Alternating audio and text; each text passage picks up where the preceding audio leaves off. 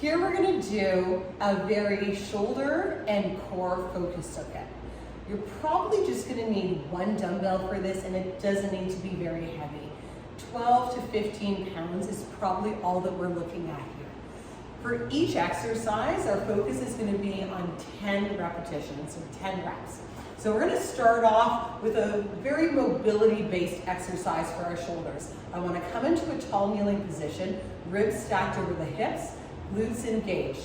If you're able to curl your toes under, obviously that's great because we're gonna get more activation through the hamstrings and glutes. But if that's not comfortable or achievable for you, then keeping the feet flat behind you is fine. We're gonna hold the dumbbell lengthwise and come into a nice halo around the head.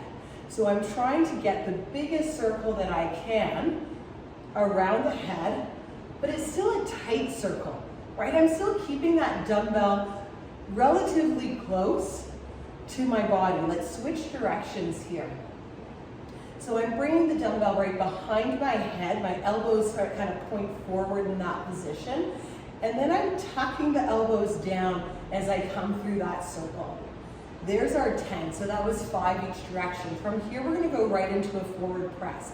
We're gonna press the dumbbell forward, squeezing the abs at the same time. So as I press forward, I'm gonna exhale and really tighten up through the core, through the glutes, so that I can stay in control of that movement. As soon as that dumbbell comes away from the body, my core has got to work a whole lot harder to maintain that nice straight position of shoulders stacked over the hips. Good, so another 3, 2, 1, good. Bring the dumbbell down in front of you, but don't put it down yet. This next one's gonna be an overhead raise. This one's tricky. Again, our goal is gonna be to keep the ribs stacked over the hips, not allowing the back to arch as we raise that dumbbell all the way overhead. I'm gonna have us lower to the chest and then bring it back down. Again, big reach overhead, lower to the chest, and all the way back down.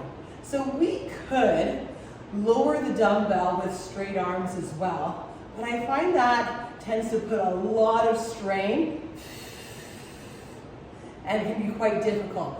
I don't want our upper traps to take on too much work. So if you've chosen a weight where you can keep those shoulders down away from the ears and go up and down with the arms straight, awesome. But if that feels too challenging, then lower the dumbbell to the chest and then bring it back down and focus on that overhead raise. Okay, we've got another 3 here. Right up, 2, 1. Now, I'm gonna ask you to take it back overhead. This time, we're gonna hold it up here and come into a tricep extension.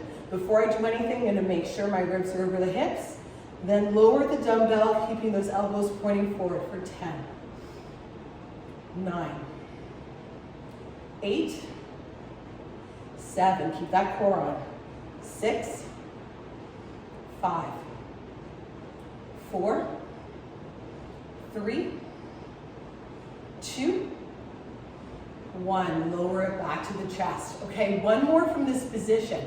But first, I'm gonna sit my hips back towards my heels. As I come up, I'm gonna press. And again, dumbbell to the chest. Sit my hips back, drive my hips forward and press. Let me turn to the side so you can see that.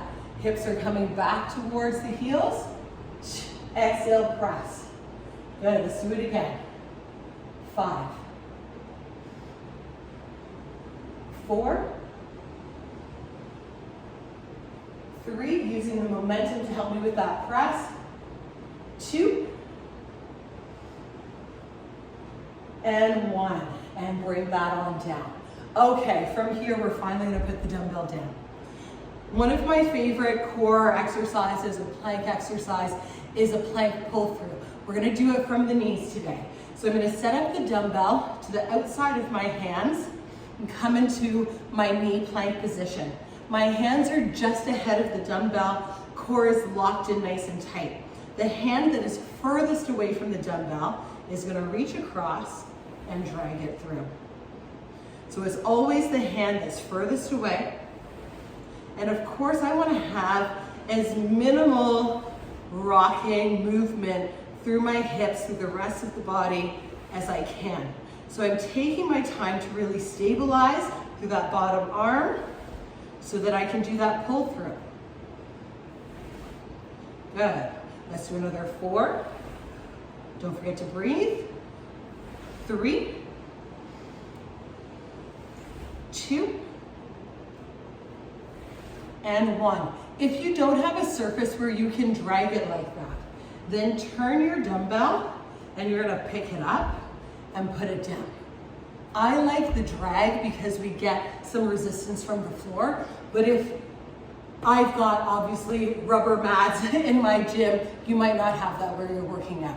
So if you need to pick it up and pull it across, that's another option.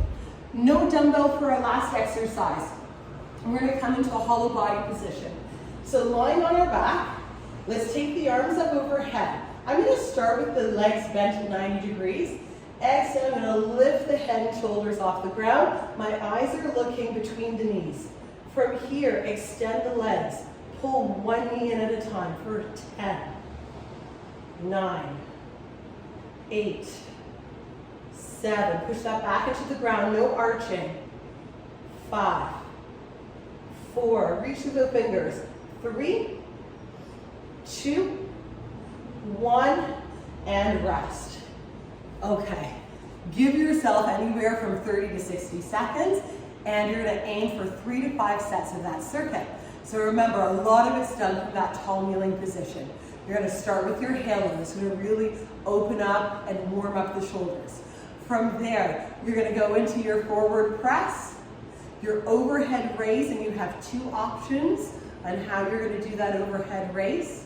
Then you're gonna come into your tricep extension, and then you've got that kneel, it's called a kneeling squat to press, where we had the dumbbell at the chest, we sat back into the hips, and then use momentum to press overhead. Give those glutes a nice squeeze as you do that. Then you've got your plank pull through, and you finish off with your hollow body and tuck. Give it a try, 3 to 5 sets. Let me know how it goes.